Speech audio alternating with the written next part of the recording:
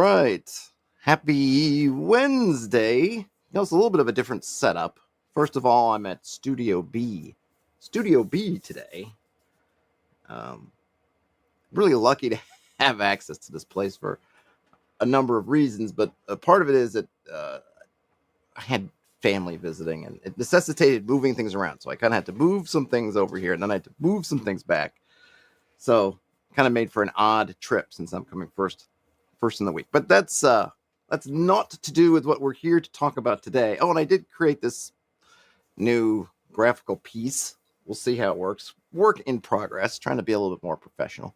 In any case, I'm here to talk about In the Light of the Setting Sun, In the Light of a Setting Sun, which is a Western adventure book from Sivad's Sanctum. As you can see here, hey Ian, created by John Davis, developed by Fiona Geist. Hope I'm pronouncing that correctly. I put this as promotional because they asked me. I've looked at a couple of Sivad Sanctum stuff before, and I've enjoyed it. I appreciated it, and so they reached out to me and asked if I'd like to look at this, if I'd be interested in it. Of course, there was no promise of anything, and no money changed hands. This is currently what's called, I think, slow funding on itch. So it basically, you can get it on itch now for a discount, and you can see if you go to the page, there's a goal, and they're trying to get, I think $800, and they're about halfway through. So, and of course, I get nothing, no profit, no money has changed hands. There's no assumption of gifts or services were exchanged. But, I put the promotional thing on there just because, yes, they did send it to me, so on and so forth. The normal, the reasons that I usually do. And as usual, I've not looked at this. We're looking at this at the first time, all of us. Hey, Brian. Brian asks, Western meaning American West. I believe so. I don't know. If you go, it's heavily implied by the artwork. This is the Tombstone edition, which would seem to me the American West, as well as the graphic, the cover graphic on the itch page is a cowboy, and I think I read from the product page you can play as a cowpoke. So I think we safely assume this is American West. If it's the west of Mars or Jupiter or some other, the west of Australia, something like that, then I guess we'll find out soon enough. Cacti and saloons. Yeah, I think we could safely say cacti and saloons. All right, so if you read this and you're interested in doing stuff with this, because I guess it is an entire system, not just a setting. Anyone may publish free or commercial material based upon and or declaring compatibility with In the Light of a Setting Sun without express written permission from the publishers of Ad Sanctum, as long as they adhere to the following terms. And then we have some terms. So pretty darn open sort of gaming license, if you will. There's let's see, it's not too big. I was gonna say it's usually with these books, it's beyond my capabilities and the time I usually have to read everything. But of course, this is a whole kind of system. We'll have to see. Let's get into it. Let's dig in, shall we? How to play. If cowpokes have a good plan or quality equipment or attempting, or cowpokes have a good plan or quality equipment or are attempting a trivial task, they succeed. So that's a good, I almost feel like they should bold this out a little bit. All right, so the assumption here is really that you are decent enough at what you do that if you got a good plan, got good equipment, it's not a complicated task, you're gonna succeed. I think it's a good way to go about it. If you have time, equipment, etc. Ian says could be the Western mothership model. Desert Moon of Karth. Well, we'll see if they throw us any. We'll see if anything's thrown like it's all a simulation, or it's Westworld. Otherwise, an appropriate stat may be tested. Players attempt to roll under their stat on a variable number of d20s. Mundane tasks use d20. Challenging tasks use 2d20, taking the worst. Hard tasks use 3d20, taking the worst. Items or abilities which help or hinder should modify the number of dice rolled. All right, so a really super easy system, not unlike kind of dice poolish sort of systems I've used. Though in this case, instead of in my case, I modulate both the number of dice and the number of kind of successes you need. In this case, we're just modulating the number of dice. So it's very easy. Roll under stat. So if you're used to BX, something where you say, oh, can you do this? Well, roll under your strength. You're going to be very used to that. And then you can just pick, well, if it's a regular task, it's just 1d20, standard. If it's challenging, you're going to use 2d20, basically with disadvantage. And hard tasks, kind of a double disadvantage, if you will. The only thing is we don't have a double dog disadvantage going on here. So we have 3 stats. Iron measures physical ability and endurance. Reflexes measures dexterous skill and deftness. And wits measures mental prowess and acuity. So iron, reflexes, and wits. Super easy peasy. You're going to roll those by rolling 3d6. Take note of the lowest die result for each roll. Okay. Take note of the lowest die result for each roll. I almost would like to see what that looks like, but we'll see. Saves. 3 saves. Dodging, avoiding peril, physique, fighting off disease, and the elements. True grit, used to resist the weird. Each save starts at 10, modified by one of the 3 die results noted during stat generation. Apply these modifiers as beneficial to the Cowpoke. Okay, hold on. Each save starts at 10, modified by one of the 3 die results noted during stat generation. Apply these modifiers as beneficial to the Cowpoke. So it seems like you're going to have these: dodge, physique, true grit. Which I kind of think I think just grit would have been, but true grit is a cool word or phrase. All right, so then you have each one of those at 10. So let's say I had rolled. So when you're rolling up your stats, you're going to end up with 3 dice. So remember, you're taking note of the lowest one. So if, let's say, I had ended up with 12 on iron, and I guess it was, I don't know, 4, 5, and 3. I think that makes 12, right? Math is okay. So that would make 3 my lowest stat. So then I can take that stat and apply it to one of these, so that instead of being my dodging being 10, I could make my dodge 13. I'm presuming you're trying to roll under, so you want to raise those up. The only thing I kind of would be cool, I guess this is why you're listening here, because you can get my little running commentary. The only thing I don't like about it, or it's not that I don't like about it, there is going to be something where if you roll really well on your stats, you're going to have really good saves also. And it kind of would be interesting if one, that they were linked. And that if you got something where you were actually, you kind of got a benefit if your stats were. I mean, it makes sense the way they're having. Look, if you have really, look, you could say like reflexes, right, and dodging. So if you have high reflexes, why isn't you dodging? You could just tie those together. But it's also neat that you get some choices to make, so you get to kind of choose. Well, you can be really have great reflexes, but you're not a great dodger, which is interesting. But I also think it could kind of be neat. I guess I just always like I'm always a fan of where your stats don't have an outsized influence going forward in the game. But we'll have to see. But it's not good or bad. It's a style thing. But this is super easy, and I do like that you get some choices. So you're not locked into a certain combo. You can customize it to your heart's content. Oh, this is some kind of cold coffee for the working man. It's a little bit chilly here in Studio B, which is why I'm wearing a sweatshirt. I've got a little heater thing down here, but it's one of these hot fans, and it's putting out some hot air, but it's also the fan part kind of takes the edge off the heat a bit. Brian Smith asked if True Grit has got to be a reference to the Western film. Yeah, well, actually 2 Western films. Well, a Western film, and it's the original True Grit was with John Wayne, and then it was redone not that long ago with who, I forget who was it, but yes, I imagine it's from the movie. It may also be a phrase, but I'm not certain. Okay, so now we've got, I guess that's it. So start. Ian asked if the coffee was meant to be cold. No, it just got cold from saying it's been a little bit. It's not like it's freezing. It's been a little while. I also have some. I'm on a budget here in Studio B, so I've just got some supermarket brand Mandarin Orange seltzer waiting in the wings. The dude, yes. Oh, right, yes, that's right. It is. Yep, you are correct, Brian Smith. All right, so Start. Cowpokes begin play with $3d6 worth of gear. Anything not spent is lost, so spend it. With hit dice equivalent to iron, these are rolled to determine how much luck they have. All hit dice are d6s. Okay, so your iron that's kind of important. Hit dice equivalent to iron.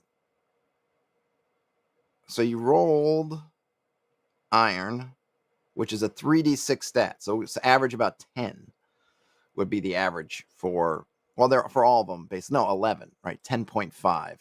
No. Yes. 3.5, 3.5, 3.5. So yeah, 10.5. So 11, basically. And 1d6 divided by 2 languages. A language can be half known, enough to act as an interpreter. All cowpokes should share at least one half-known language. So you at least need to be able to kind of understand each other, I guess is where the half-known is. Language slots can be held in reserve, although a cowpoke must declare they know a language the first time it is encountered. Some languages cannot be known this way. So there's we might run into some exceptions. We'll see. If a language is quote-unquote known twice, the cowpoke is able to read and write it. All right, so that's interesting. So that you know it, you can half know it, which I guess means you can... Acting as an interpreter, that's an interesting... I guess that one throws me a little bit, because usually people who are interpreters don't just kind of know a language. They know a language really well. It's hard to be an interpreter. Even if, you know what I mean? Like, you can't just kind of know some French and then go to the UN and act as an interpreter. Like, you have to be super on the ball, because you have to be doing it almost in, you have to be able to be conversant in both languages pretty much in real time, be able to say, so it wouldn't be natural for me to put it in here, but I feel like something I would more have in here that, hey, you can kind of make yourself understood, but fine details of things are kind of going to be on you, but you can kind of get by, which is basically what I feel like I have French half known.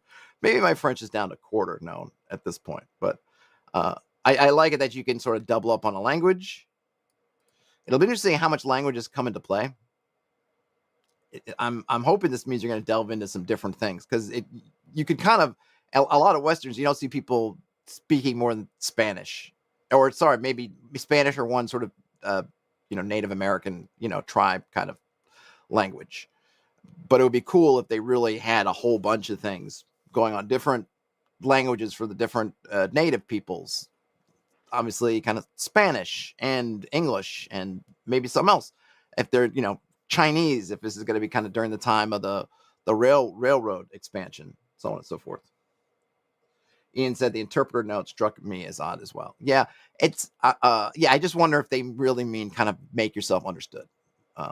Also, I should mention this is what would be called an ashcan edition. So this is not meant to be the final look and feel, whatever. It's kind of, it's mostly text. As you can see, there's no spot art or anything like that, which I'm actually fine with. And it's got a really clean layout, but expect that once this thing reaches its funding goals, and I think, again, you can go to the itch page, which I should have linked in the show notes.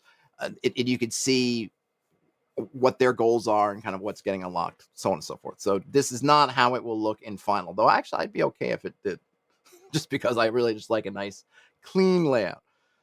Combat. All right, so to determine order, all cowpokes draw from a standard deck of playing cards. Aha. So, all right, so they're throwing this in here, which I enjoyed the playing card stuff in the DCC Weird West game, whose name I'm forgetting. Brian says the old Western shows usually played up being able to read as a real fancy thing. Teach me to read and I'll teach you to shoot, kind of thing. Yeah, for sure. Which is why, because remember, so the thing is here, right? You're only getting your max. Your max is going to be, if you roll a 6, your max is 3 languages. So most likely you're going to have a lot of, and then if you want to read and write in it, you've got to get it twice.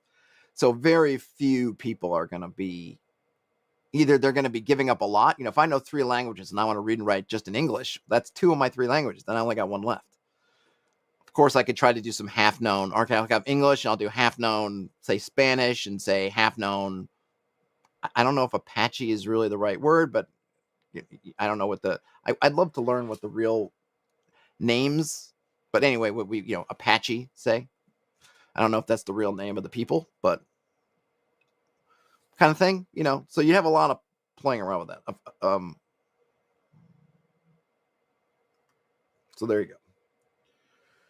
Frederick says the good, the bad, and the weird. Absolutely. All right, so combat. Right, so we're going to use the playing cards for determining order. And the judge, which would be the, I guess, your GM, your referee, yada, yada, yada, does the same for opponents. The cards are drawn randomly to determine who holds the initiative. This deck should be shuffled each round. Pilgrims and partners act with their bosses. So we don't know what those are yet. And I'm always a fan of identifying things before they come up. But I'm guessing, I don't know if these are supposed to be kind of mooks, pilgrims. I think pilgrim in the John Wayne usage, where he would call everybody pilgrim. Hello, pilgrim, I guess. But that's a terrible John Wayne. And I wonder how many people are even, because I know when I was a kid, even though I didn't watch a ton, I watched some John Wayne movies with my dad and kind of got a soft spot for them, but everyone kind of knew it. But now, I don't think if I said that to my daughter, who's 10, she would have no idea what I was talking about if I said it in that voice. We don't know what partners are yet. All right, to make a standard attack, roll d20 under an appropriate stat. Guns utilize reflexes. All other weapons and unarmed attacks use iron. And then to avoid a standard attack, you roll a dodging save. Okay, to avoid. So is it a double roll or is this all player rolls? To make a standard attack, roll 20. I got that. So if you're firing a gun, you're going to roll. You're going to roll under your stat. Good. However, what I'm not positive about is what the save is. So if I roll to hit, then they also have to roll to save, or is it kind of like Morkborg or something, Morkborg, where you're just rolling to avoid? I'm not sure. Fluffy says the joy of cooking hexes, more or less. Yeah, cooking them up. Brian Smith just saw The Quiet Man. I love The Quiet Man. I wish someone would make a Quiet Man RPG. Maybe I need to do it where you could play as Michelin, the guy, the matchmaker. Oh, I love The Quiet Man. Man. Oh my goodness. Such a good movie. I know John Wayne's a very problematic individual, but I think he was a better actor and things that I think people want to give him credit for. And The Quiet Man's great. But that great fight, at the end, and what's her name was so beautiful. I had such a crush on her after that when I first saw that movie. I'm gonna have to look it up now. Now you see what you've done? She just died not that long ago. She was one of the last of the kind of old Maureen O'Hara. When did she pass away? Because it wasn't that long ago.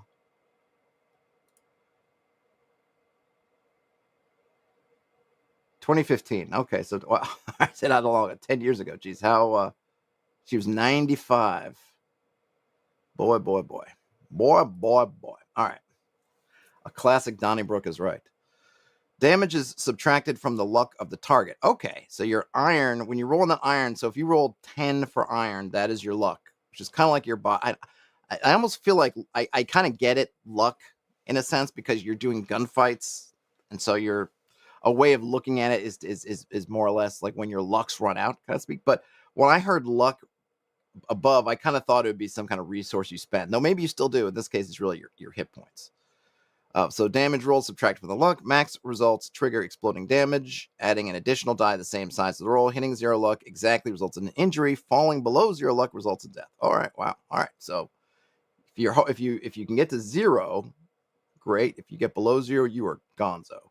So injuries can only be healed with the use of a doctor's bag. Upon suffering an injury, Cowpoke's roll on the tables below. Headshot, instant death unless wearing a hat. Daniel, aka Banditskeep, and I were talking. If you had mentioned some Western game where I guess they had a lot to do with hats, but then the hats didn't actually mean anything. Well, here, this one's for you, Daniel. At least hats in the generic sense mean something. So what happens if you get hit in the head unless you're wearing a hat? It has to be your hat goes flying off, and that's your one save. So that's if you get down to 0. So if you get down to 0 and it's a headshot, if you're wearing a hat, and good, why? I mean, everybody should be wearing hats because it's a Western. Everybody wears hats. But if you needed more reason, wearing a hat.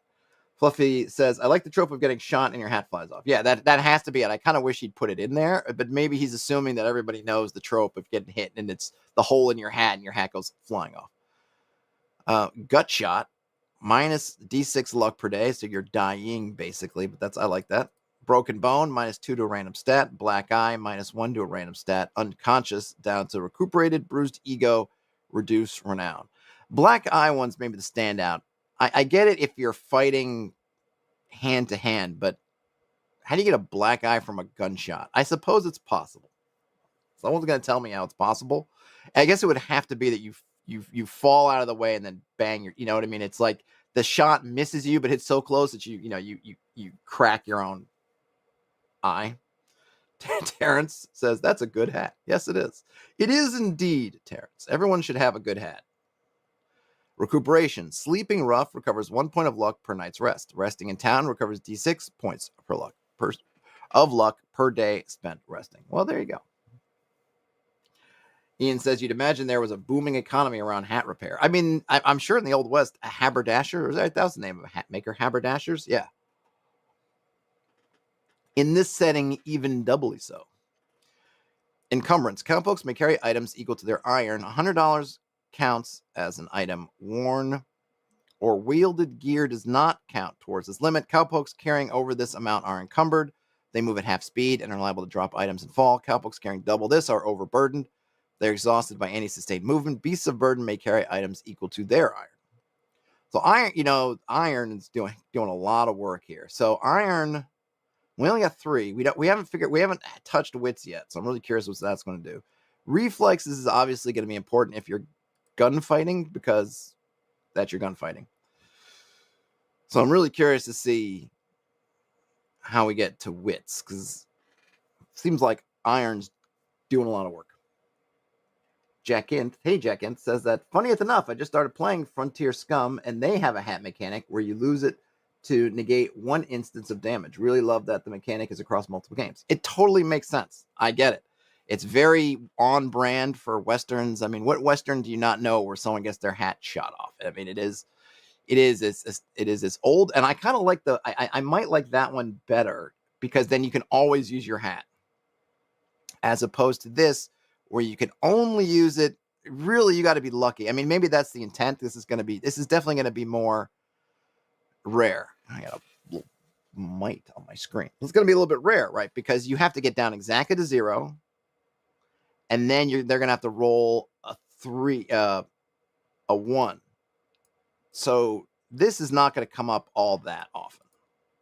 Whereas in Frontier Scum, you're going to be blasting through hats all the time. I suppose it comes down to the tone of the game. I kind of like that you can use your hat. Maybe even, this is where you can have some fun with it. Maybe it can be,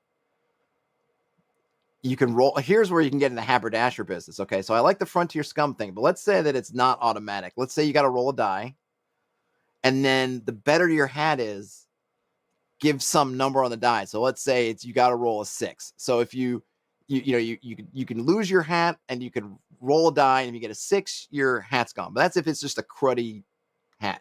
If you have a really fancy hat, then maybe it adds +2 or +3 to your die roll. So now there's a 50% chance you can spend the hat. I kind of dig that a lot. That's going to be my personal hack, will be that you can just spend your hat, but the higher quality of hat, the better chance that it actually takes the hit. Brian says that the shield is the hat of the fantasy game. Yeah, pretty much, or a fantasy genre. Yep. Horga says, in Frontier Scum, you're scum by default, so no one's really a gent. Yeah, but even the scum wear hats in the West. It's just the quality of your hat. So, okay, so we have gear, which have no, I don't see any prices attached to it at the moment, but you have bandanas, boots, camping gear, canteens, chaps, doctor's bags, food, gun cleaning kits, hats, lanterns, maps, oil, provisions, ropes, sacks, saddles, saddlebags, spyglass, and torches. And anytime a cowpoke may declare what a provision is to add any piece of mundane gear to their inventory as if it had always been there. Okay, so you can. Oh, I see. So you can take. Oh, okay. This is kind of interesting. So you can buy provision. This seems to me a little bit of was it Band of what's that game? Blah blah blah blah blah blah. Blades in the Dark, Bands of Blades, kind of thing, right?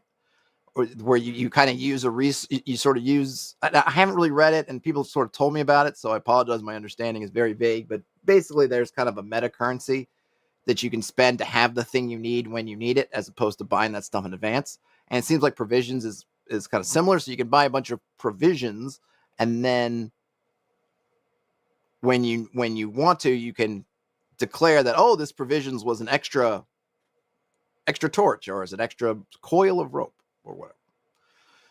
Prices fluctuate based on availability and quality. Base items of poor quality cost D6 pennies, while rare items of high quality cost $3d6.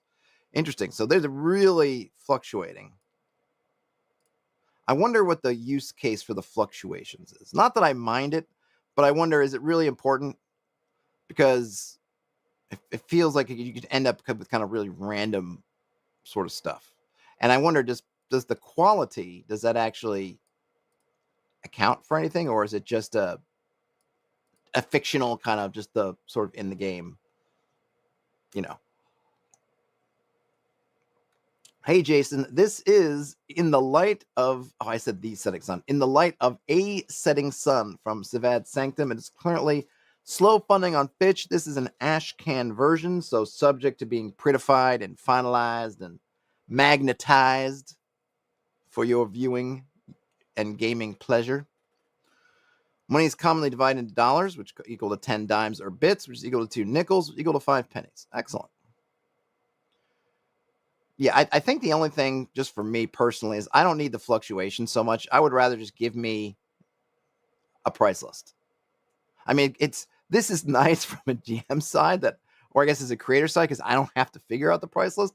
But the funny thing is, or the Wild West, I think we probably have, I'm sure there are very extant lists of prices of things in different Wild West towns. So you could probably look it up and just get a quick Sears catalog or something kind of list of, or whatever, just kind of I'm sure you can get price lists somewhere. And then if you want to add on top of it some kind of modifier based on that, I think I would just go with that. Maybe it will come in the final version. In any case, it is very easy, I'm buying the stuff and just roll dice. But I would go with the price list myself. So we have weapons.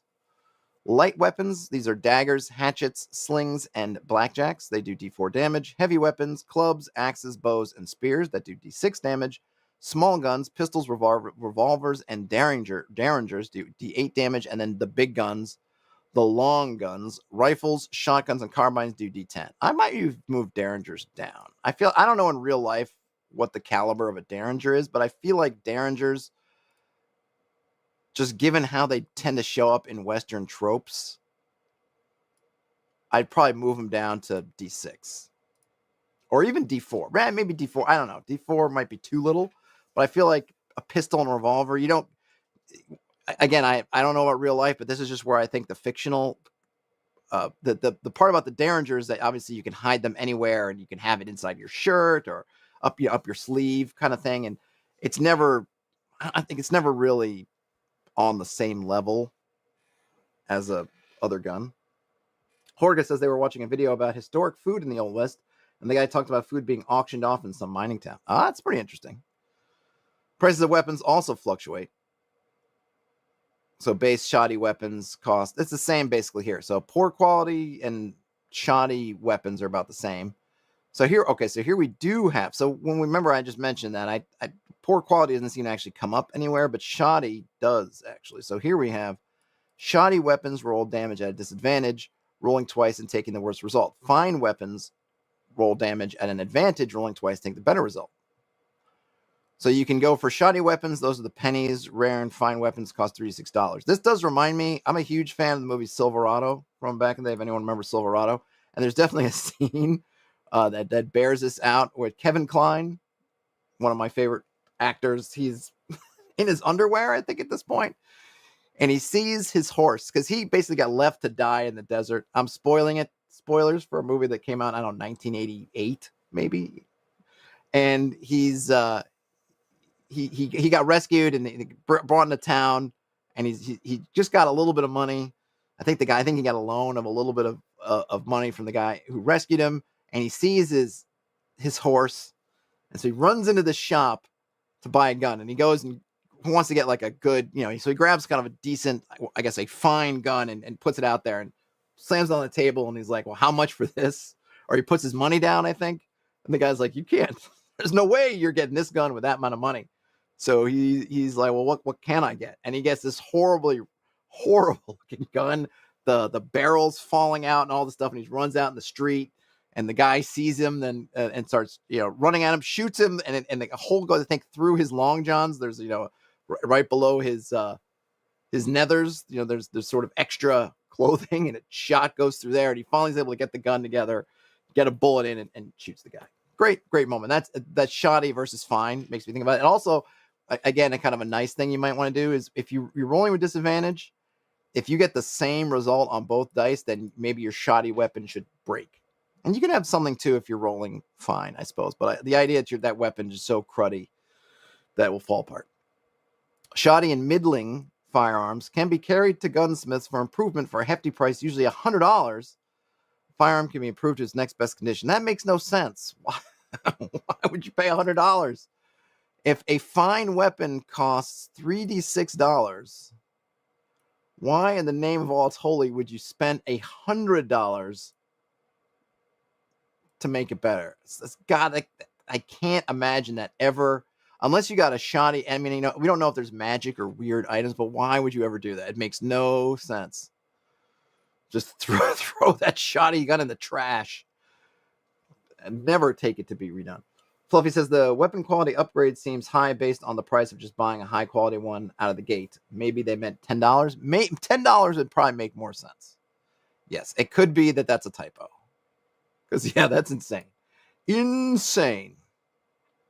But maybe we'll have to get through it. But thank you for that's a fine point that maybe he meant $10. Opposition. When attempting something in direct opposition to another's wishes, like grappling or sneaking, a cowpoke will roll their hit dice versus their opponent's hit dice. Highest total wins.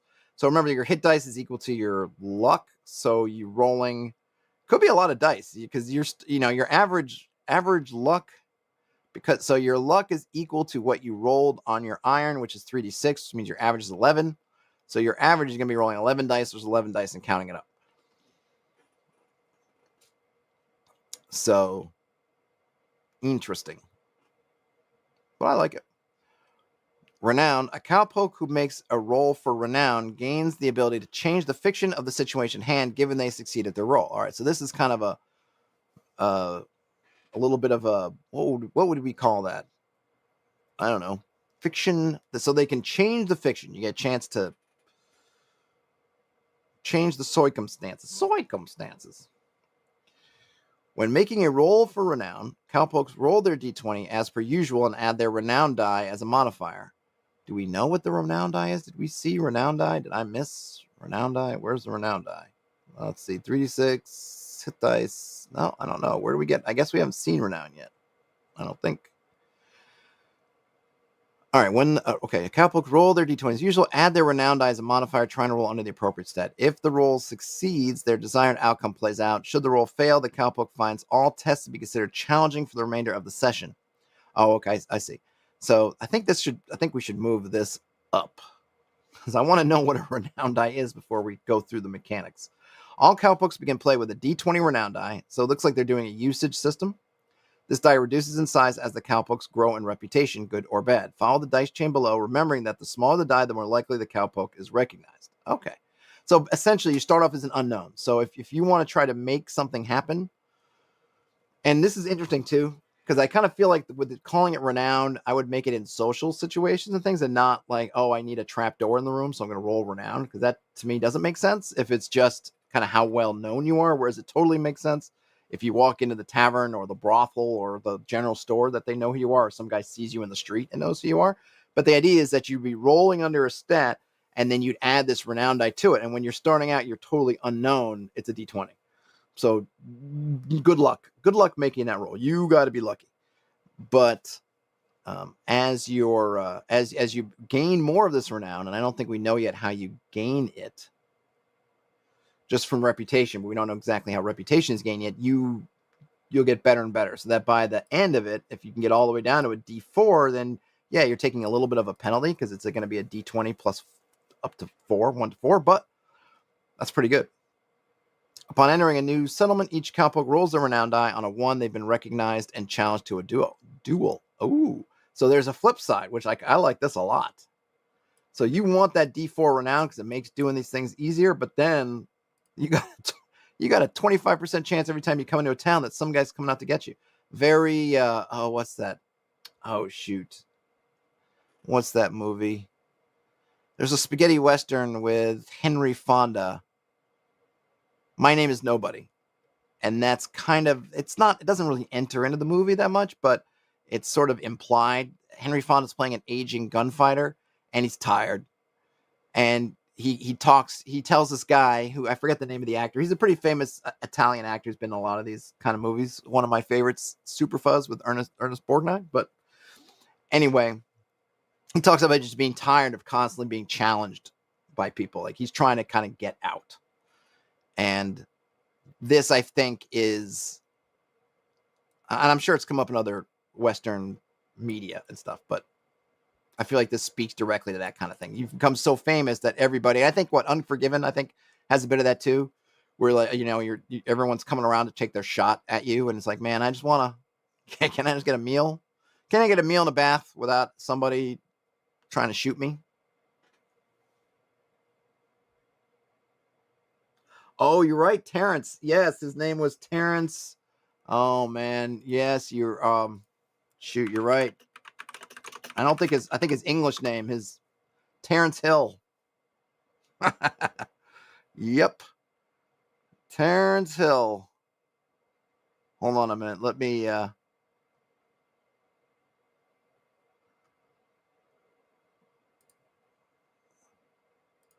Yep, Terrence Hill, whose real name, because I know his name was not really Terrence Hill, I don't think. Mario Girotti. He's still with us, I think, right? Oh, good on him. I mean, he was a handsome dude. I could see why folks would name their kids after him. He was kind of, I mean, I don't know. I wonder if he played any super serious ones, because My Name is No is a lot of fun, but it's kind of goofy. And if you look up Super Fuzz, it's really, really goofy, though it is fun. I should watch that one again. All right, so now we have duels. Those involved in a duel roll the damage die of their respective weapons alongside their renown die, totaling the results. Lowest total acts first. Deal damage and roll again. Doubles rolled, trigger, and instant kill. All right, those involved in duel roll the damage die of respective weapons alongside their renown die. Oh, interesting. So you don't roll the hit. You're just rolling damage plus your renown. Lowest total. Oh, I see. Lowest total acts first. Hold on a minute. How does this work? All right, you're in a duel. We roll our renown plus our damage die, and we total it. And whoever goes lowest acts first. You deal damage. Doubles rolled, trigger, and instant kill. What is doubles? I'm not sure what that is. I'm trying to see. Okay, so am I getting this right? So you're going to roll. All right, hold on a minute. You roll your renown plus your damage die. Say a D8. Then you roll the damage die again.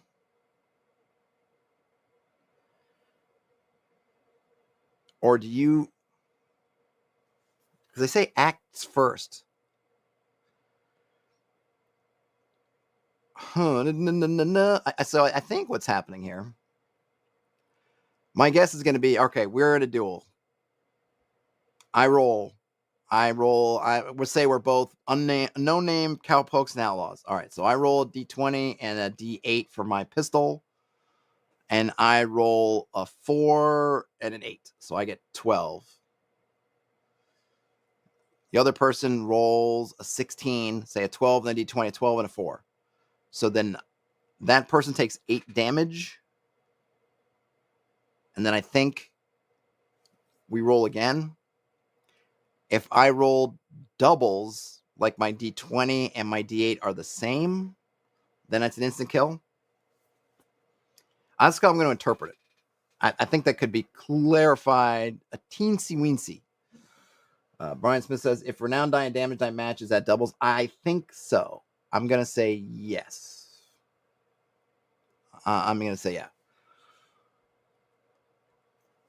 So I guess when you're dueling, which is cool. You're guaranteed to kill or wound somebody. You can't, which I guess is fair. Which is absolutely kind of up Western's thing, right? Is you don't generally have 8 shots in a duel. You kind of get there. I almost feel like they should just have it. Yeah, it's interesting. Because I think the duel just seems really cool if you could get it. The only thing I'd like, this is fine, but you're going to end up with oftentimes or sometimes at least multiple rounds. I mean, if you have 10 or 11, your average, if you're at full health, your average health is going to be 11, which means it is, unless you are wielding, I don't think there's any weapon. Yeah, so your average is going to be 11 if you're at full health. Average. I'm just talking averages. Your average damage, the highest average damage is going to be 6 from a big gun. So you're going to have to go through 2 rounds of this. At least. Minimum. I mean, on average, on average, it's going to be about 2 rounds. I kind of would love it if you could get it down to 1 roll, because that to me is the ultimate duel. Like we're doing it. We're tossing the dice and that's it, and not have to go back and forth multiple times. So I might try to work out how we can do that, or you just if you deal more damage than I don't know. I don't know how I'd want to do it. I don't know how I want to do it. Like, hey, yeah, you roll that stuff and then you just roll. Like to me, it's just you roll that and then you just go right. Whoever wins that just goes right to the injuries. Kind of thing. I'm not sure. Okay, so we have reference stuff now. Option rules, how to run the game, and judge tools. Okay. All right. I got a little bit of coffee left.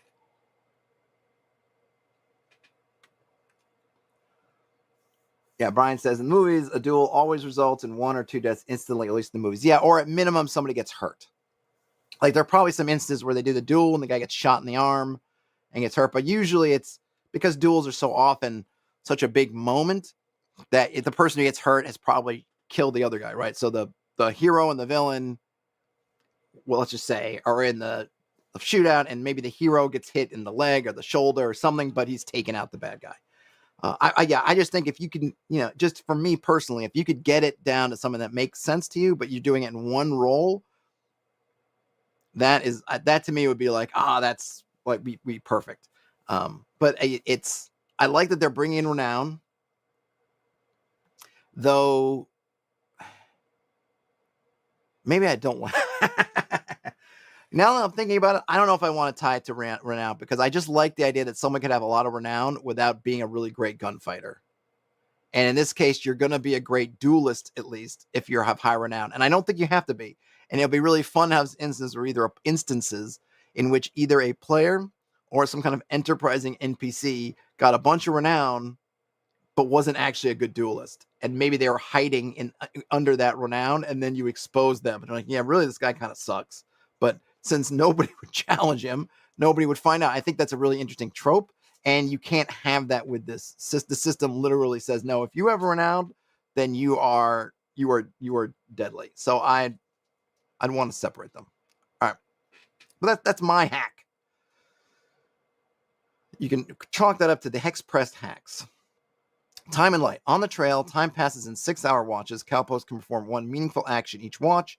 In settled areas, roll for an encounter each watch. In desolate areas, roll for an encounter. Roll for every other watch. All right, so interestingly enough, you're more likely to run into stuff in settled areas, but we don't really know what encounters are yet. But that's kind of a flip side, right? Because usually in fantasy games, you're safer, or you're less likely to have encounters in a settled area than you are in the wild. In this case, in the wild, you're less likely to have them. In a hideout, you get a hideout. Time passes in turns, roughly 10 minutes. Enough time To search an area, examine a booby trap, or hunker down. In combat, time passes in rounds. Each round passes in the blink of an eye. Time enough to attack, make a hasty retreat, or down an elixir. All right, so we know something. There's elixirs. We know we got booby traps. Hunkering down. Torches last an hour. Lanterns last 3. They provide the same amount of light, automatically alerting any nearby allies or opponents. All right, so I'm guessing dungeons, we're calling them hideouts, which is cool. Exploration. Cowboys can travel to one adjacent hex per watch, or explore the one they currently find themselves in. If the terrain proves treacherous, or the cowpokes are encumbered, it takes 2 or more watches to traverse. Horses and roads reduce how much time it takes to travel between hexes. It's pretty simple pimple. Hunting. Cowpokes can engage in tracking and hunting animals in order to restock their food. If the animal's hit dice is equal to or under a cowpoke's wit, they can bag their game instantly with a well-placed shot. In the case of more hardy animals, combat will ensue. Typically, an animal's hit dice determines the number of days of food it provides. All right, so here's where your wit, because I'd been asking anyway, when was wit going to show up? So now we see where wit is. So if you need to hunt, you're using your wits, which makes sense. And you just compare the animal's hit dice.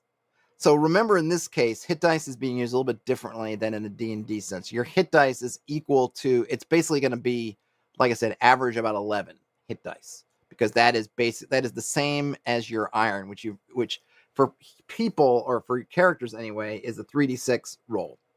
So you're not going to be a cow. I mean, I guess we'll have to see if their stats, but say a bull or a wild stallion or something is not going to have 1 or 2 hit dice. It's probably going to be up at maybe 8 or 9, whatever hit dice. I mean, I don't know. We'll have to see, right? But so it works a little bit differently. So you can't necessarily translate hit dice to a value you might get in a BX book where it's like, oh, okay, well, 3 hit dice, I can rock and roll those all day. It's like, nah, not so fast. Brian Smith says, makes sense. In the West, I think life gathers around water and big dead spaces in between. Yes, it does make sense. But, being that we're playing kind of a fantastic Western game, it's just an interesting mix. I mean, it also depends on what the encounters are. So if your encounters, you're getting them more often in settled areas, but it's more, ranchers and ranch hands and, outlaws and those guys versus out in the wilderness where you might be getting, I guess, outlaws, but not the ranch hands and other stuff. And then remember, we haven't even gotten to the kind of the weird stuff. So, we'll have to see. We'll have to see how encounters are organized, see if they differentiate them at all.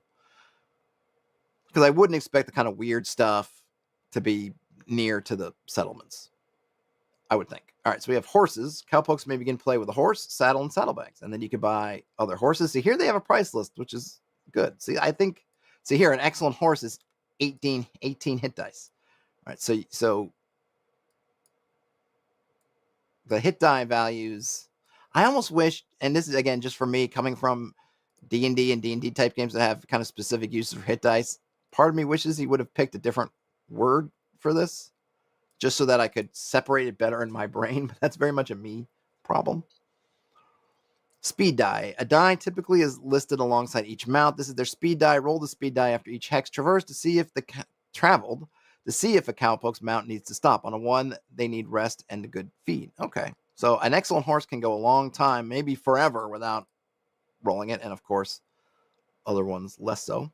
Pushing past this spells danger for the rider. Keep rolling after each hex traveled. On another 1, the mount begins to buck wildly. Pushing even further is ill-advised. On a 3rd and final 1, a cowpoke's mount sinks into the ground and dies. Oh, no. Don't do that. I almost wonder if these dice aren't too high. I get it, because he wants to have this nice progression. But an excellent horse just being able to go forever, almost. I mean, granted, it's random, but only a 5% chance per hex seems pretty high. But, that's cool. All right, encounters. When rolling for an encounter, I almost, it would be good. Use that diminishing. Do that diminishing, right? Where it's just each one kind of goes down. They start at D20, and then the next hex, the next hex, the next hex. They keep going down, down, down. So you still get really good mileage out of the excellent horse, but you're still going to eventually have to rest. That would be my thing. There's another Hexed Press hack. Use that. You're already using that kind of usage dice. So use that. That actually is a really good use of usage dice. actually, I would think, because it's, man, I really like that. I have to steal that for myself because it's something. Part of the problem I have with usage dice is there are often things that I want to be quantifiable, like your amount of arrows. Now, I kind of want to know how many arrows I have, not just like I have some and then I have one. But for this, where it's kind of non-quantifiable to you, really, you can't see inside the health of your animal. You can only get a sense, and then it, like I think what happens with all of us, we could feel like we're doing really great, and suddenly it's like, oh gosh, I'm exhausted. So I think a usage die for that kind of thing, like an endurance, yeah, heck yeah. I'm gonna have to remember that one. Write a note. Somebody write a note for me about usage dice for endurance type stuff and other things that are not easily quantifiable. Encounters. When rolling an encounter, roll a d6. On a 1 or 2, roll on your favorite encounter table. On a 1, the encounter happens immediately. On a 2, there is sign of the next encounter. In town, encounters occur within 3d6 times 10 feet. On the frontier, encounters occur within 3d6 times 10 yards. All right, so in terms of distances, it's kind of like, yeah, your usual sort of OSR kind of outdoor thing, right? If it's either your yards, if you're outside, you're inside, essentially. But in this case, kind of towns are into sort of the inside map size. All right, I think I'm done with the coffee. Where can I put the coffee down? All right, you're going to go here, and I'm opening up the not spindrift. There we go. All right, so I'd love to see what they're... See, this is what I kind of want to see, but remember, this is a ash can. But if I'm coming to this and I don't have a whole bunch of Western stuff, then I'm not going to have a favorite encounter table. So hopefully some kind of sample encounter table would be helpful. I definitely would have a different encounter table for, which I think everybody would, right? I mean, imagine no one's going to have one encounter table that's both town and wilderness unless it had something where it was some kind of divisor or had some kind of mitigation factor. Like a 1d6 versus 2d6. Roll 1d6 in town and roll 2d6 if you're in the wilderness kind of thing. Okay, skirmishes. Large-scale battles are chaotic and bloody affairs. HD represents the troops available on each side. HD1 is a squad. HD3 is a company. HD6 is an army. Determine initiative as per normal, drawing cards per HD for each side involved. Ergo, a company will draw 3 cards for initiative deck, while an army will draw 6. Damage is dealt based upon weapons used by the troops. Individuals attacking an army do no damage unless they use large-scale weaponry or explosives. Individuals taking skirmish damage must roll renown and survive with 0 luck and an injury or be killed outright. Re-roll hit dice after every skirmish. That's how much of the force survived. The troops can heal back up to that number at a rate of d6 force per week of non-combat. So wow, so you can really... They seem to be indicating that you can get in some large-scale battles. Now, we haven't found anything yet that deals with hiring people or bolstering it out. But if you wanted to do something where you had, I don't know, a Civil War or something similar, or large scale kind of, I don't know, the U.S. cavalry or something versus something or other, you can do it. I have no idea how this works out, but I like that you're using the same system. I think it's cool that you can kind of just work it out using kind of the same. We're not going to a whole different setup. Of course, it's super simple. We don't have any kind of flanking or this or that. You're basically just setting up the sides in front of each other and just blasting away. But I think for most things that works fine. I think if you're going to get into something super specific, then with battle mats and whatever, then you probably want to use it, supplement this with another rule set. But I think if you just want to have like, oh my gosh, the bandit group has attacked, I don't know, the Western Telegram, and there was this many people there, then you can kind of roll it up and sim it out pretty quick. Pilgrims and partners. Oh, maybe this is it. For every $1,000 of wealth owned, a cowpoke may attract and support one partner who requires half a share of all loot obtained. Okay, so that's a partner. Pilgrims are salaried trail hands. As many as can be paid may be hired. Non-combatant pilgrims are normally 2 nickels a day, while hired guns charge according to their arms. So you have a bruiser who must test morale. We haven't seen morale yet, but I suppose we will. Must test morale to enter and stay in close range. So we have a bruisers, shootist, another Wayne Western reference, shotgunner, gunslinger, or a rider. What makes a rider? I guess because they have a horse. I'm not sure. The order's interesting because it goes 5 HD, 8 HD, but then you'd expect the rider to be after the shootist, but then it goes to the shotgunner. I don't know. I'm not sure. I wonder if we're going to get a little bit more about what a rider is. So I imagine they can all ride. Reactions. If you're unsure how NPCs react to the cowpokes, roll 2d6, and you basically get your standard more or less. It looks like. Yeah, attack, hostile, suspicious, surly. Yep, that's pretty much your standard 2d6 roll, which is good because I like it. It's useful. Opponents. Opponents with 1 to 3 hit dice make 1 attack per round. Opponents with 4 to 6 hit dice make 2 attacks per round. And opponents with 7 plus hit dice make 3 attacks per round. Wow. So I don't think people get that because people are going to tend to have more hit dice than they probably have at least 7 hit dice, I would say, for the most part. I mean, you never know, but they're not getting that kind of thing. Okay, so that's I think must be for NPCs only. Morale is comparable to an opponent's hit dice and represents their hardiness in combat. When opponents suffer their first casualty, lose half their number, or reduce to a single combatant, roll d20 versus their hit dice. Rolling over means they run away or surrender on their own. Run away! Hazards. Obstacles on the trail should be telegraphed and conquerable without having set solutions.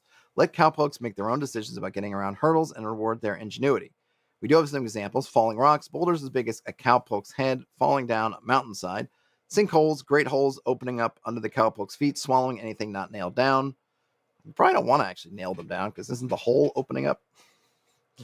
Locusts, fat grasshoppers of the biblical variety, eat away at tall grasses, make for good eating. We have wild dogs, wind, storms. Those are just examples. Obviously, you wouldn't want to pick falling rocks if there's no mountainside, or, I suppose sinkholes if they're walking on something. Well, I guess a sinkhole can happen pretty much anywhere. That one's pretty universal. Elixirs. Taste test an elixir to guess its contents or bring it to a druggist for an accurate identification. Drugs and poisons require a physique save to avoid suffering ill effects. Some have no save. They're just that dangerous. So physique, yeah, I think that was one. We only had 3 saves. Fluffy brings up quicksand. Well, he wasn't going to that wasn't the full. He's just giving examples, Fluffy. You can obviously do quicksand yourself. That is a good one. Though I suppose it's also kind of like the sinkhole. Sinkhole and quicksand are kind of similar in sort of what they're doing. Dodging. Okay, we have 3 saves. Dodging, physique, and true grit, just to remind ourselves. Okay, elixirs. So we've got Budge, which increases your renown. I'm not sure why, though. It's called Budge. Why does drinking that increase your renown permanently? I don't know what that means. I kind of like renown as how well known you are, and it doesn't make sense you could drink. I mean, I suppose with magic, anything is possible, but that one, I don't know if that one I totally vibe with that one. Red Eye, +1 reaction rolls. Coffee, heals some luck. I like it. Mule Skinner causes hallucinations. 40 Rod creates a mirrored version of the drinker. All right, so there definitely is some kind of mystical stuff. I still don't know if I like Budge. I feel like Renown should just be increased the hard way, but I don't think we've seen yet how you actually increase Renown. 40 Rod creates basically mirror image. Stomach bitters negates poison. Wake up juice. Oh, freshly dead. It resurrects the freshly dead. Blood, iron, and wine. Attacks deal double damage. Taos lightning takes 2 rounds of actions in a single round. Aguardiente. Oh, you automatically succeeded a duel. That one's nasty. I mean, I suppose if we're looking at, this one to me is, this would kind of be perfect for that trope I talked about. So some yahoo goes and challenges a really good gunfighter, and then drinks some of this aguardiente, and then murders that gunfighter, and then his renown skyrockets, but he's really crappy. He just had that aguardiente around, and then it might be an interesting challenge if he's got some stockpile, or they, whomever has some stockpile of that stuff. How do you get to them and do it? I suppose just don't duel with them, just shoot them, I guess would be the answer. Brian says, well known for drinking the nastiest elixir. Maybe. A lot of these don't have saves or anything, which I guess, I guess so far they've all been positive, I think. So then it's really no reason to save. Nerve and brain remedy, untouchable by normal weapons. We haven't seen non-normal weapons, but okay. +2 to all saves. How long does it last for? That can't be a forever thing, right? Cough and varnished, great name. Simulates death, poison, save or die. Horse water, assume the face of another. Not a horse. I like it. Bluestone, negate the damage of one attack. Tanglefoot, read another's thoughts. Kerosene, geesh. I'm going to drink me some kerosene. This would be great if sleep not needed. This one I feel like should have a save attached. Yeah, you don't sleep for D6 days, but at the end of it, you got to save or not in this. I don't know if save or die, save or take an injury. Something. There should be some downside to the drinking the kerosene. Brian Smith says, or you give the aguardiente to a schlub and talk him into taking up a rival slinger. Sure, but I guess at that point, Brian Smith, why don't you just drink it yourself? That might be another one where there should be something attached to it.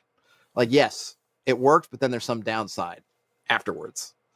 It feels a little bit too good, and I'd like to know how long these last. It can't be permanent. I mean, this one says permanently, so clearly, if it doesn't say permanently, I wouldn't assume it. But is it that day? Is it that minute? What do we got? Tarantula venom. Ooh, you can climb sheer surfaces, and then Tizwind, detect the nearest lost mines. We got lost mines. Instantly cures drunkenness. What are we talking about? Is there one that does that? Oh, Fluffy says need some of that Doc Brown wake up juice. Yeah. Well, their wake up juice does you better than just curing drunkenness. We haven't seen drunkenness be a thing yet, and it's definitely a place. If something he hasn't explored yet, I definitely feel like they should, because another big trope of the westerns. I mean, you should have drunkenness and then and gambling and potentially lechery. I see carousing here. We're going to get to, but those things should clearly be a part of it. Because I mean, this is at least the imagery of the Old West. That's all it is. Is gunfighting, cattle rustling, lechery, and drinking and gambling. Towns designed around a theme. Even if that theme is a ghost town, it should suggest a history that the Cowpokes can only guess at. Add stories, alleyways, intrigue, reasons to return, and things to play with. Opponents usually guard something or are specifically telegraphed. Let Cowpokes know about hazards without giving away around them. Make sure there's NPCs to talk to in town. A circuit preacher, a possessed blacksmith, or a lost accountant. Most importantly, have some empty buildings. So I think kind of the towns are sort of your dungeons, where we're not going to be looking at rooms, but we're looking at the buildings, which I think makes sense. And most times in the Westerns, they're not usually, I guess there's the mine, but they mentioned lost mines. There might be a mining thing where you're going around it, but a lot of times, you're in the saloon. It's kind of the saloon is usually a single building, or a single building with the raised terrace platform, second floor, where people can come out and then get shot and then fall through that part of the that part of the railing that is, for some reason, just cleanly splits off in a segment so that they can fall through, or it swings open like a barn door so that they can fall down. Flavia says that Back to the Future 3 was a really underrated movie. I have not watched that movie. Maybe since it came out. I don't know. Shortly after it came out. I should go back and check it out. Carousing. When choosing to carouse, spend a randomly determined amount of money based upon the size of the settlement. Your exploits are the talk of the town when you wake up the next morning, increasing renown.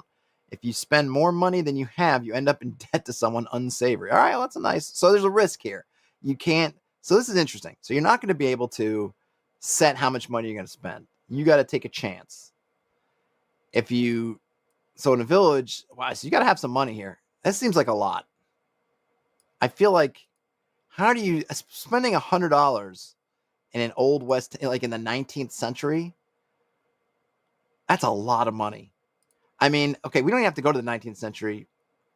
I think if you go to the 50s, early 60s, $100 is substantial because you could, you're still at where you can rent a room. I think in like the late 50s or something, you can rent a room for a couple of bucks for a night, and then the West, however much a room costs.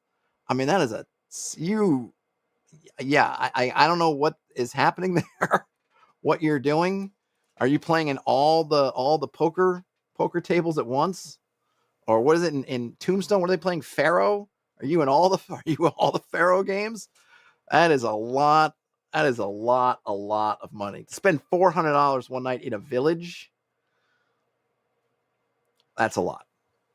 I kind of think like maybe either use cents or something, but that's a lot of money. I think even in the city, I think even in like New York City in like 1870.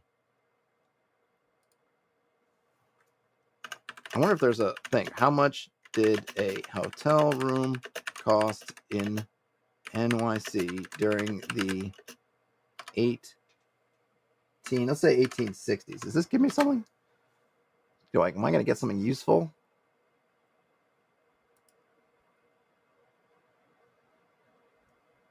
Yeah, so in New York City,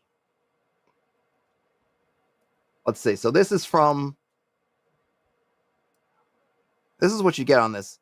This is what you get in this stream. Not only am I going to read through these books, I'm going to tell you some other things. So here we go. How much did a hotel room cost in 1860? Hotel prices in the 1860s varied depending on various factors. Okay, location, quality, whatever, could range from as low as $1 a night to as high as $5 a night. So that's your topping out at $5 a night. In major cities such as New York City or San Francisco, where the demand for accommodations was high, hotel prices tend to be on the higher end of the spectrum.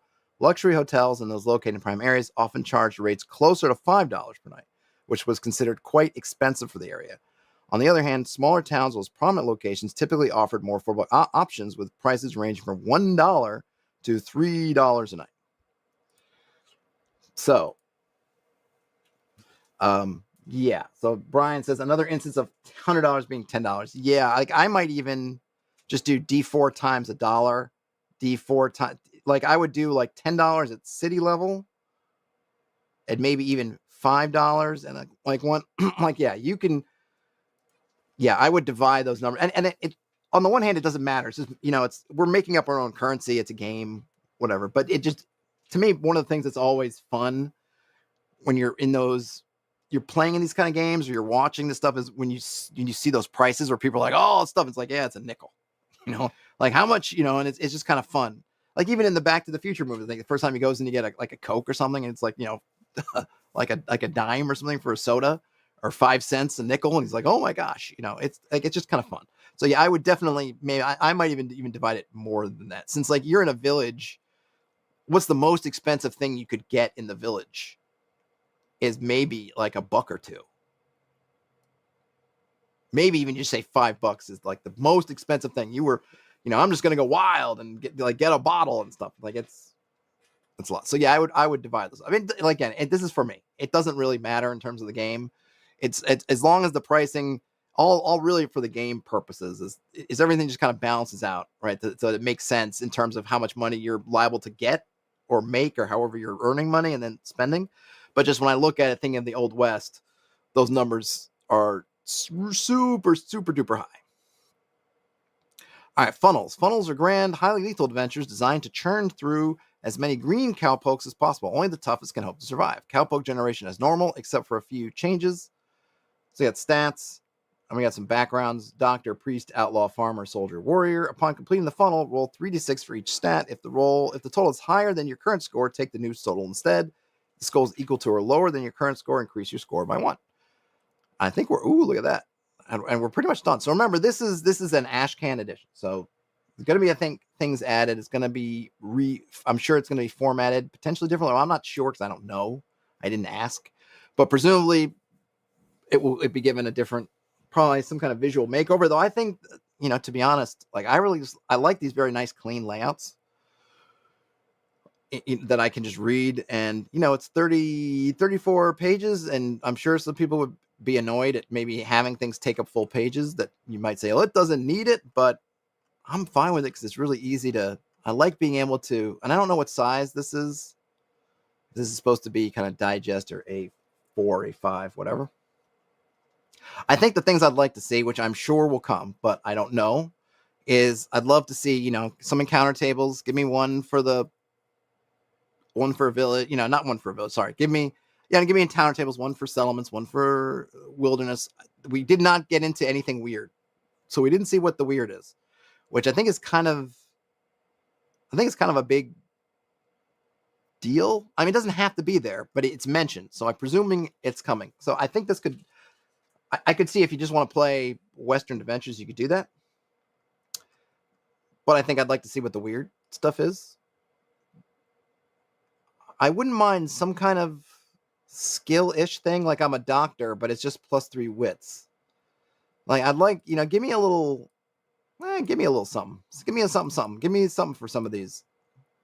Especially depending on what the weird is, if there's going to be undead and stuff. Not that you have to have classic turning, but it might be fun to have something. Or just like you could do last rites, which maybe prevents dead things from returning, which might be a big deal. You also probably get better renown. Or, you get some, like, people aren't likely to go gunfighting with priests at the drop of a hat just because they're a priest. So you get a little bit of an aura, that authority lends you kind of an aura of don't mess with that guy. Now, granted, if you're a priest, you go around shooting everybody, eventually that's going to fade away. However, it might be nice just to flesh these out a little bit. Same thing with the outlaw. Maybe you start with a connection somewhere. Someone unsavory. They mentioned unsavory. Maybe somebody unsavory. Farmer. Maybe they're better out in the wild. Soldier. Maybe they're a little bit better with a gun. I don't know the difference between a warrior and a soldier. I mean, I'm not sure what warrior means in the context of the Wild West. Are we talking? Is this supposed to be kind of a native person? I would just have soldier, or unless this means like a brawler, or I would actually probably replace warrior with gambler.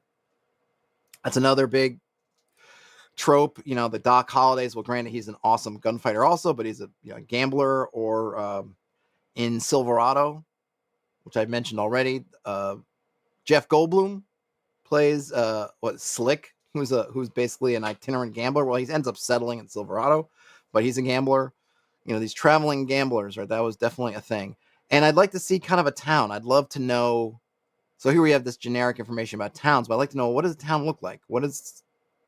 Show me something. Show me, show me what Tombstone and whatever year this is supposed to take place in. And we don't have a year thing either. It might be interesting about that.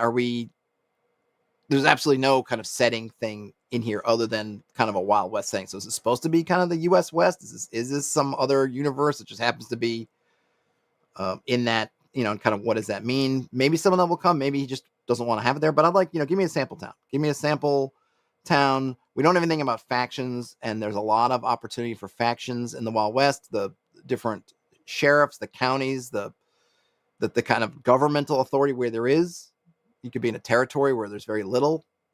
If you've watched, what was the HBO show that was really good?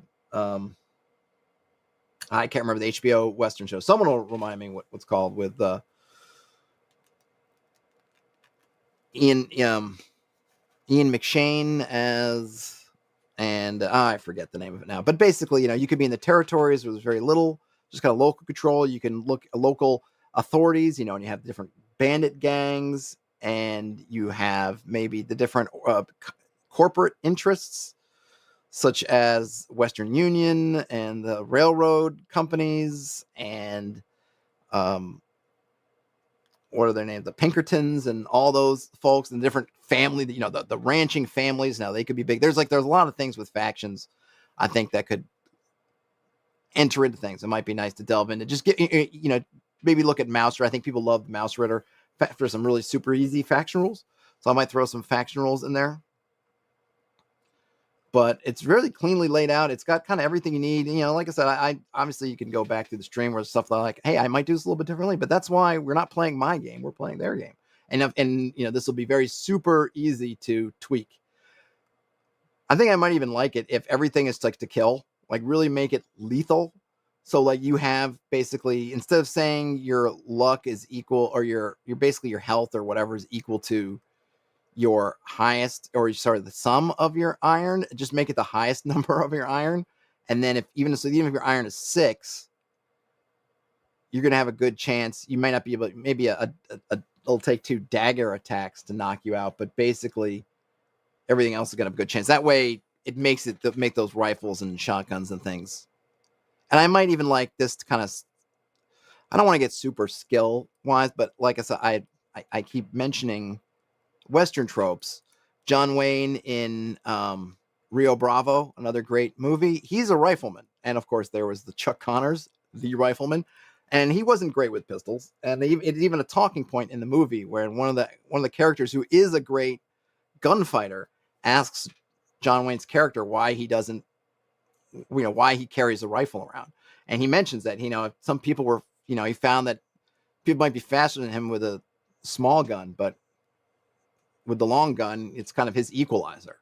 So that's what he carries. Whereas the other guy, great with a pistol, I don't know that he was, he might have been good. So a little bit of differentiation that you could have somebody who's like a master with daggers and hatchets. If you think of kind of like the Magnificent Seven and some of those movies like that, where they have someone they're not a great gunfighter, but give them a dagger or a hatchet or something, and they're a wizard.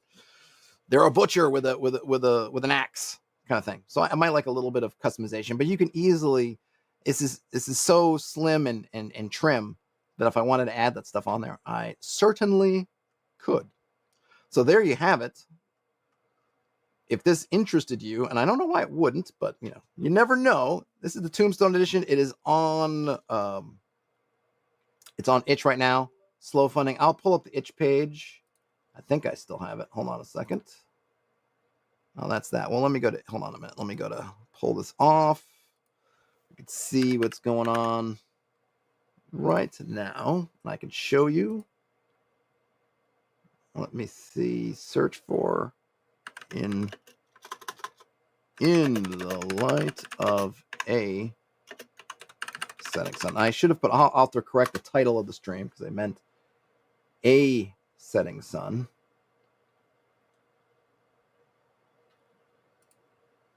There we go. Whoop, whoop. So you can see it.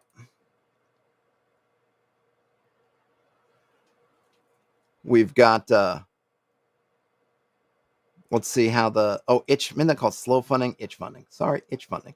So they've passed some, they're at the $800 mark. So they were able to get it developmentally edited, copy edited. Next up is layout, and then a print run of a zine version, and then a print run of a hardcover version. So everything you do, if you decide to check this out. Oh, Ian says they already have a saddlebag edition. I noticed that on the search page. I'll have to ask. I didn't have a chance because if I actually back up here, you see there's kind of multiple. I'm not sure what the difference between these ones, but you've got. So it looks like. What's this one? Maybe it's just kind of so there's like a brochure version, and then there's, which one did you say you have? Oh, saddlebag. Is that what I just looked at? Then there's a saddlebag edition. So I guess they start off as kind of pamphlets, and then this one is the working it into a full thing. So know that everything, if you and to buy it, like everything else, I mean, I assume like most things, if you buy something from a creator, it helps fund either that thing or the next thing they're working on. So that's it. In the light of a setting sun. Seems like a lot of fun. I'm really intrigued to see where they take it from here. And maybe this is the full book, and there'll be more on different setting stuff. It might be that some of the other editions have more kind of setting-ish stuff. I hope maybe they'll put some, at least an example town, because I think that somebody coming into this kind of, I don't know, fresh or not having a lot of Western. I mean, even I'm thinking about it, and I can think about kind of like, well, your average town's going to have X, Y, and Z, some kind of stable, some kind of a tavern with, sort of and some kind of inn, hotel, I guess they would call it. I don't think they called them inns in the West. They would call them a hotel, some sort of hotel, maybe with a tavern, a livery, a general store, and then maybe a few things depending on what the town does, like a blacksmith, probably to do things like shoe horses and things like that. And then maybe a rail, and then might be a rail station, might be, what do you call it? for the stagecoach, mail. I think it might be helpful to have, even if you just put out a list and just give me some kind of, put a list out there and maybe something else just to give folks ideas like, oh, okay, here's what the kind of things that are in a town. And I'd like to know a little bit more about what you're doing. So he mentions hideouts and sort of getting inside and doing things with torches, but it kind of feels a little bit like a holdover from doing kind of OSR sort of D&D type stuff where you're in dungeons and things and lost mines, but they're mentioned in the rules, but they're not actually described or expressed kind of what is meant by them. And I think you could easily, if you're someone who's coming at this from, like, from me coming from D&D and stuff, oh yeah, I could take any kind of, go find a Dice and Logos map, throw it in here, and I could just turn it into a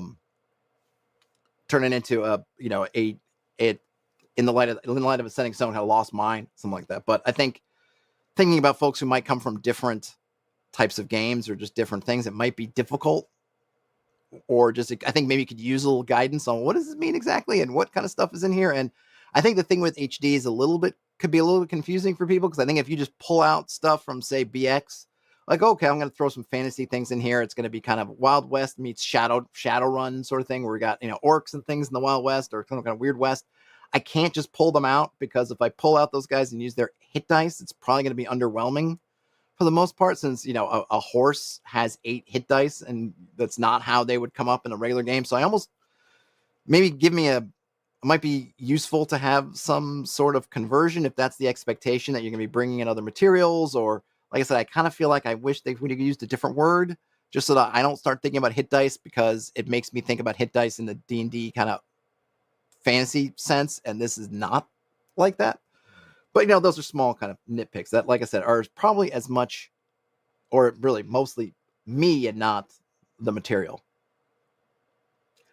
Ian says, looks like there's 3 adventures, a campaign, and a setting book in the Saddlebag edition. It's probably worth still checking out. All right, cool.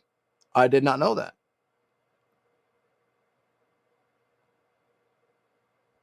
Does that one have well, there's the Bonanza edition too. So Saddlebag edition, compilation of 3 original pamphlets. The Town That Stank of Death. All right, so cool. So now I guess, so this one's Name Your Price. So I think probably, and this might be something maybe to add, you should add to the itch, is that if you need a town, go grab this one for an example. Because here you've got it. Do we have a map? We don't have a map. All right, we just get the 2 things. So you can go grab it. And this one's download. This one's a Name Your Own Price. So basically free, pay what you want. So, okay. So we have some resources here. It might be good for him to put that in the other ones so that we know where we can find some stuff. And probably at some point it might be good just to get in the light of a setting sun, how everything fits together. Presuming these don't kind of overwrite each other, because then there's Bonanza edition, which has what? So this also is one. Yeah, so I'm not sure. I'll have to ask him what the relationship between the Bonanza edition, and then the Tombstone edition is.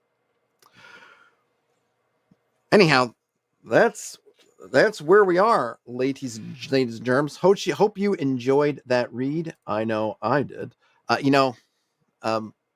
I've been in the habit of doing streaming on Friday and videos on Wednesdays, but since I'm at Studio B, I don't have a great video recording setup. So it made more sense to do a stream today. I don't know if I will do a video for Friday or just do another stream for Friday and then get back to kind of normal next week. So if you were looking for a video, well, you got this instead and you will like it. But yeah, that's it. I'm not sure whether I'm coming back to the Studio A today or tomorrow. Probably tomorrow, I'm thinking, just because stuff I still got to do. But you don't need to worry about that. I shall worry about that. In any event, have a great rest of your day, night, whenever you end up watching or listening to this. Game on, everybody. And I'll talk to you later. Bye now.